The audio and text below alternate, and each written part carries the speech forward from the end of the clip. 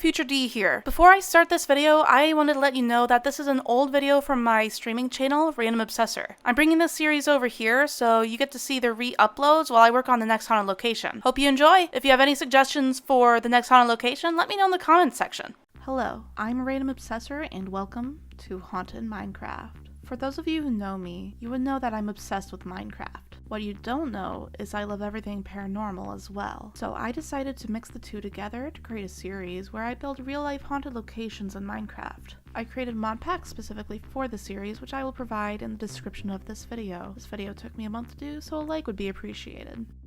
I decided to find a bridge in my research of paranormal locations because I wanted access to this large flat plains in a way that makes sense. This area will be used for a future build. Now on to the subject of this video, Third Bridge in Colorado. Third Bridge is connected to a road in the middle of nowhere, Colorado, which you can see on this map. I built a more interesting section of the road where locals explore for paranormal experiences. There are rumors of ghostly figures walking along the road, as well as hearing Native American drums, seeing a ghost on horseback, hearing sounds of screaming, and seeing ghost cars, among other things. There are reasons for the reported sightings, which I will go over briefly. Back around 1864, this area was home to the Native American tribes, the Arapaho, Cheyenne, and possibly others who would follow the buffalo. At this time, settlers came from California and wanted access to the land. So, they made a deal with the tribes to split the land between the two of them and made a set of basic rules like not stealing from each other and so on and so forth. At one point, a man named Governor Evans wanted to take over their land. He was trying to convince his troops to murder these Native Americans. However, his troops would argue with him because the Native Americans were being peaceful and friendly. In June of 1864, a man named Daniel Hungate, who lived in a home right next to the bridge, was out hunting with his farmhand. When they got back to his home, it was on fire. He found his wife scalped and touched against her will, along with his daughters. When the farmhand got back with help, Daniel was found dead and scalped as well. If you're unfamiliar with what scalped means, I suggest you look it up, as I'd rather not have this video taken down by YouTube.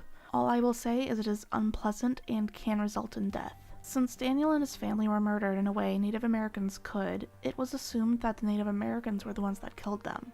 That may be incorrect, as the murder could have been set up in order to cause conflict by Governor Evans, since the two of them did not get along. This resulted in a war between the tribes and the settlers won.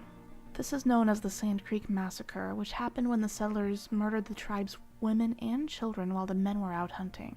This may be why people hear the drums and see ghosts on horseback, among other things. Moving forward in time, in 1997 there was a car crash that killed 2 teenage girls while the other 3 passengers survived. Some say the teenagers might have seen something paranormal on the road to cause them to crash, since none of them were under the influence. It is said the girls that died haunt the bridge and leave handprints on your windshield at 3 a.m. accompanied by your car breaking down. To add to the creep factor, there are people that don't just see things but hear them. There are reports of hoofbeats going across and around the bridge, children laughing, drum beats, people talking that aren't there, and screaming.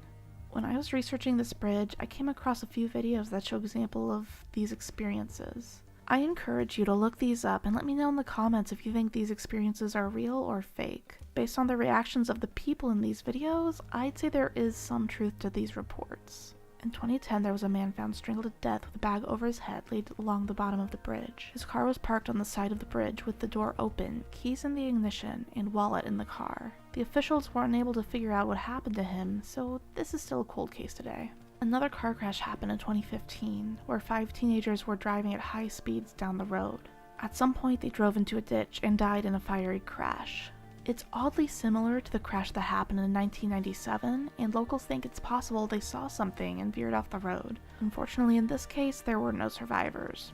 These are just some of the unfortunate events that have happened at the bridge and in the bridge area. Likely there are more stories to be told about the bridge, but I will leave it up to you viewers to find these stories yourselves. I also recommend watching videos on the subject, as there are some interesting ones out there. Thank you so much for watching, and I hope you enjoyed the video. Let me know in the comments what haunted location you would like me to build next. Don't forget to like, subscribe, and all that good stuff, and I will see you in the next one.